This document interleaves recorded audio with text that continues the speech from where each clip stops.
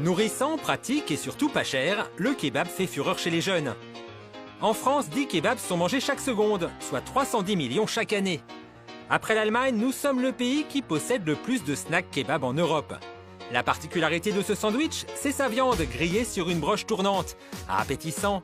Mais c'est quoi exactement la viande utilisée pour un kebab?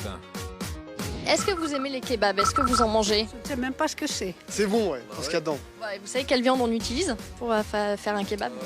À la base, c'est de l'agneau. Ouais, le bœuf ou le mouton. Poulet aussi, je crois, non? C'est de l'agneau, c'est du mouton.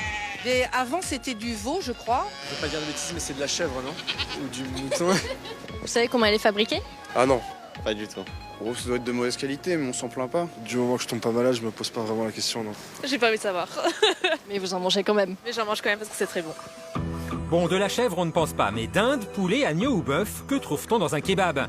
C'est vrai, ça, on aimerait bien savoir ce qu'on mange. Alors, on a fait le tour des restaurants pour leur demander quelle viande on trouvait sur leur broche. Bonjour. Bonjour. Alors, je vais me prendre un kebab, maman, je voulais savoir c'est quoi comme viande? C'est dinde et de Mélangé? mélangé, oui. Ah, c'est mélangé? Ouais. Bonjour. C'est quoi comme viande? Alors là, c'est du poulet. Alors, barbecue. Je vais me prendre un kebab et je voulais savoir c'est quoi comme viande? C'est du veau et d'âne. C'est Du veau et d'âne. du veau et de la dinde? Ah, c'est les deux mélangés?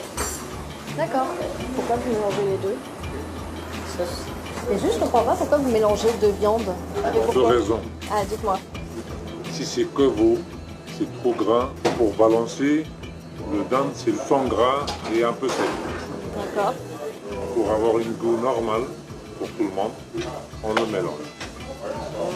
Et il y a pas mal de maisons qui font que de dinde. Et là, c'est pas bon. Ah ouais? Ouais, la qualité de minime. À l'origine, un kebab, c'est fait avec de l'agneau. Pourtant, parmi ces snacks pris au hasard, aucun n'en utilise. L'agneau aurait disparu de nos sandwichs. Mais c'est pas de l'agneau normalement, le kebab? Non. Non? Ouais, mais déjà, il croque c'est de l'agneau, mais c'est que des pas d'agneau. Donc c'est veau ou poulet? Jamais fait agneau de kebab. Pour une seule raison.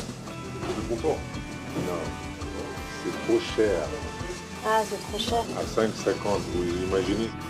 Trop fort en goût et surtout trop cher, l'agneau a donc été délaissé pour des viandes plus économiques, qui plaisent au plus grand nombre. Des viandes qui proviennent d'origines variées. Et sur ce point, certains restaurateurs sont tout de suite beaucoup moins précis. Elle vient d'où la viande? Celle-là, c'est maison, celle-là, elle est sortie.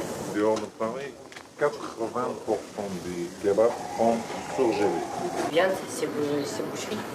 De la boucherie, elle vient? Ouais, c'est de la bonne viande. Oh, exactement. Viande fraîche ou surgelée, mélange de différentes viandes.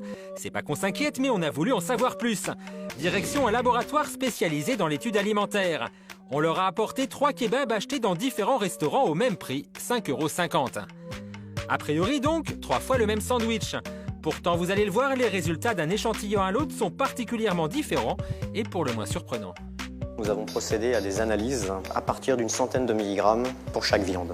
Alors le premier échantillon, nous avons ici de la viande tout à fait fraîche, de la viande de veau. Donc là, vous avez quelque chose qui est un produit de qualité. Un kebab vu au microscope, voilà ce que ça donne. Pour ce premier échantillon, c'est un sans faute. De la viande de veau non reconstituée, ça correspond exactement à ce qu'on nous a vendu au restaurant.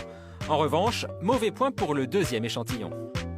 Vous avez ici une petite anomalie. Déjà, c'est de la viande reconstituée, comme vous le voyez en fait sur cet écran. Nous avons actuellement des taches blanches. Ces taches blanches, en fait, sont la preuve que c'est un amalgame de viande de veau ainsi que de la reconstitution avec de la dinde. La preuve sur ces images, à gauche un échantillon de dinde non reconstitué, à droite un amalgame de plusieurs viandes. La différence est visible.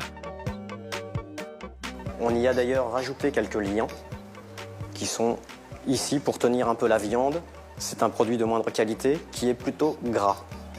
Pire, selon leurs analyses, il s'agirait de viande congelée, alors qu'au restaurant, on nous avait garanti qu'il s'agissait d'un produit frais. Viande, c'est boucherie. De la boucherie, elle vient? Le kebab numéro 2 est donc pointé du doigt, mais les résultats de l'analyse de nos kebabs réservent d'autres surprises. Ce troisième échantillon, Justine, curieusement est un produit de qualité. Un produit avec de la viande fraîche que vous pouvez manger sans aucun problème. En revanche, là où est l'anomalie, c'est que c'est tout simplement du chat. Comment de la viande de chat a pu terminer dans ce kebab? À ce jour, aucune explication nous a été donnée. Nous avons cherché à joindre par téléphone le fournisseur de restaurant, mais il a refusé de nous répondre. Je sais que pour l'instant, voilà, ils ne communiquent pas trop sur ce genre de choses. En attendant d'obtenir des réponses, notre surprise est totale. De quoi nous couper l'envie de manger un shawarma.